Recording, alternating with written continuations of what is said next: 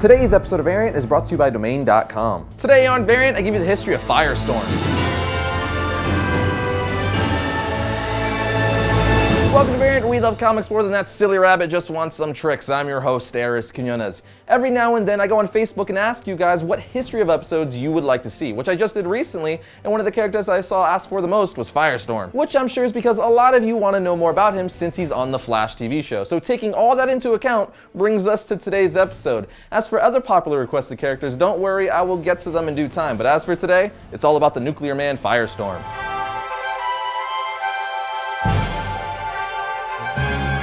Firestorm first appeared in Firestorm the Nuclear Man issue 1 in 1978. The first incarnation of Firestorm was a combination of two people, a high school student Ronnie Raymond and a university professor Martin Stein, which should sound familiar because that is the current Firestorm we have on the Flash TV show. In the comics, Ronnie Raymond was new at high school and he was a football player and basketball player and just wanted to fit in. Ronnie tried to impress a girl that he thought was easy on the eyes named Doreen Day. He finally caught the attention of Doreen only for a guy named Cliff Carmichael to decide to be Ronnie's rival. Cliff made Ronnie look like an idiot, so he had to find a way to redeem himself and impress his lady crush. In order to achieve this task, Raymond joined an anti-nuclear activist program led by Eddie Earhart. Ronnie tried to stop them when their protests turned violent. Long story short, the plant blew up and breached the nuclear reactor and caused an atomic blast. The explosion fused Martin Stein and Ronnie Raymond into one being, Ronnie being the one who physically controlled the body as he was the only one conscious during the blast, and Professor Stein acting as a voice in the back of his mind, which is usually portrayed as a disembodied head floating right next to Ronnie. Ronnie then realized that the explosion had given him extraordinary abilities. He had flaming hair, could shoot fusion blasts from his hands, phase through solid objects, and rearrange atomic matter.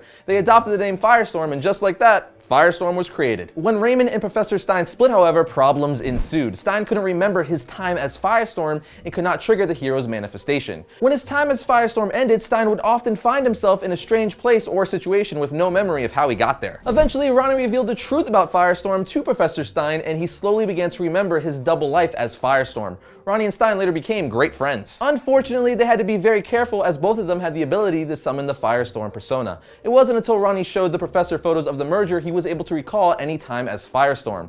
Eventually, he developed the ability to remember his adventures, thus making it easier on his consciousness. Firestorm would later become a very popular hero and a member of several incarnations of the Justice League of America, and was the youngest member of the Justice League. When Crisis on Infinite Earths came around, it matured Firestorm. Captain Atom was a product of the event and was a new nuclear hero. Ronnie was jealous of this new hero and tried many times to oppose him. He thought of Captain Atom as his rival, but they later reconciled and Captain Atom became a mentor towards Ronnie. After a few years, Professor Stein was diagnosed with cancer. The realization that his death would also be the death of Firestorm led the hero to try to leave a legacy in the form of forcing nuclear powers of the world to give up their arsenals. This flagrant opposition to the American and Soviet leadership led the two to try to bring Firestorm down. To do so, the Soviets sent out their own nuclear man, an experimental soldier codenamed Fozar, to take him down. The resulting battle ended in a massive nuclear explosion and the birth of a new Firestorm. This Firestorm was made from the physical forms of Raymond and Fozar, whose real name was Mikhail Arcadin, but he was proven to be controlled by the disembodied mind of Martin Stein. Not knowing who he was or anything about the world he was in, this new Firestorm was a dangerous force in the world, but this incarnation was short-lived. Later, Firestorm was revealed to be the potential fire element and gained yet another form. This new form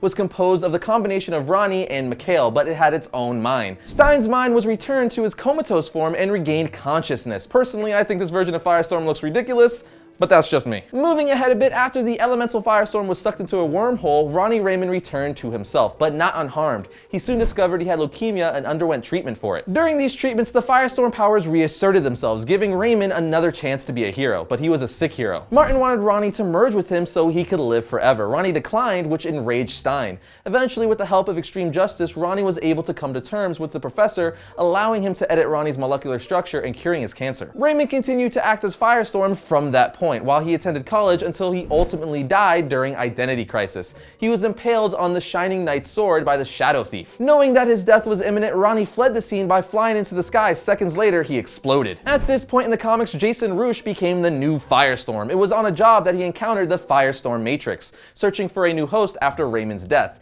Of course, it chose Jason, and he struggled to cope with his new identity and powers. Jumping ahead to the Blackest Night storyline, Ronnie Raymond is called by a Black Power Ring to join the Black Lantern Corps. In the following following issue, his reanimated corpse is shown confronting Barry Allen and Hal Jordan alongside Hawkman, Hawkgirl, and Martian Manhunter. He then attacks Jason Roosh, that time's current Firestorm, and absorbs him into his own version of the Firestorm Matrix. In the final battle against Necron, Ronnie is restored to life alongside Jason, the two separating from Firestorm. Ronnie is confused, asking Adam where Professor Stein is, while Jason is upset with Ronnie for killing his girlfriend. Ronnie, however, apparently has no memory of doing so. During Brightest Day, at Jason's girlfriend's funeral, Professor Stein admits that Ronnie has been acting strange, and he has barely said a word to him after his return. Ronnie shows up at Jason's girlfriend's funeral only for Jason to question him, as he still blames Ronnie for killing his girlfriend. Ronnie tried to reassure him that it was the Black Lantern Firestorm and not him. Jason becomes enraged and strikes Ronnie across the face, thus initiating the Firestorm transformation. Jason and Ronnie are now permanently bonded as the new Firestorm. Skipping ahead, the New 52 would give us a new history for Firestorm.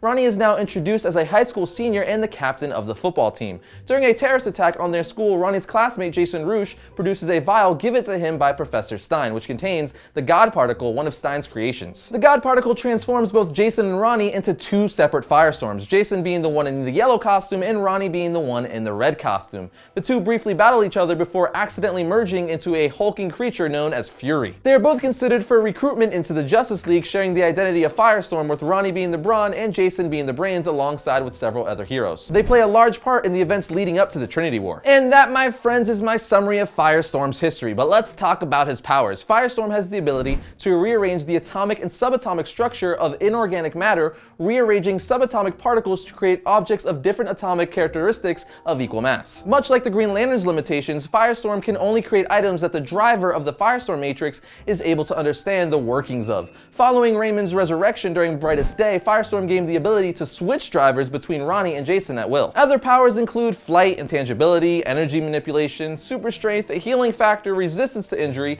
chemical absorption, fire control, super sight, and a whole bunch of other powers. This is the time in the episode where I usually give you reading recommendations, but before I do so, I want to mention Deathstorm, originally an independent sentient Black Lantern version of Firestorm. Following the New 52 reboot, however, Deathstorm was a member of the Earth-3 crime syndicate who invaded Earth during Trinity War and Forever Evil. Figured I had to mention him since he's an evil version of Firestorm. As for reading recommendations, you have Firestorm the Nuclear Man series, Blackest Night, Brightest Day, Firestorm the Nuclear Man Reborn, the Trinity War storyline, and the Forever Evil storyline.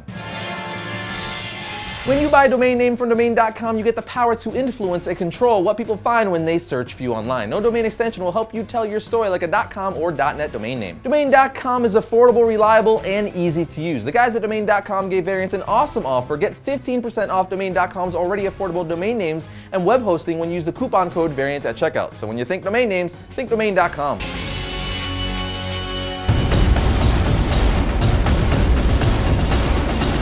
First up, for May 20th, we have Avengers World issue 21. This is the final issue of Avengers World, and in it, we see the last stand of AIM in the Savage Land. Here we have Secret Wars Battle World issue 1. This series features the fights, battles, and blow-ups that are just too big for Secret Wars. Now we have Spawn issue 252. Al Simmons is back as Spawn once again, and in this issue, we find out what new things his Spawn suit can do. And finally, we have Convergence issue 7. This is the largest battle in the history of the multiverse. Basically, every timeline is going at it, and the New 52 universe finally joins the fight. And that, my friends, brings another episode of Variant to a close. But remember, you can always like our Variant Facebook page to keep up with the show and all things comic related. You can also follow me on Twitter at twitter.com/Arris_Quinones. But I will see you guys next week when I talk about all things comics.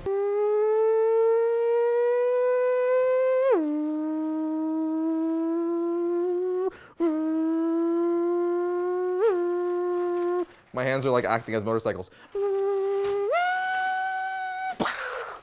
Wreck.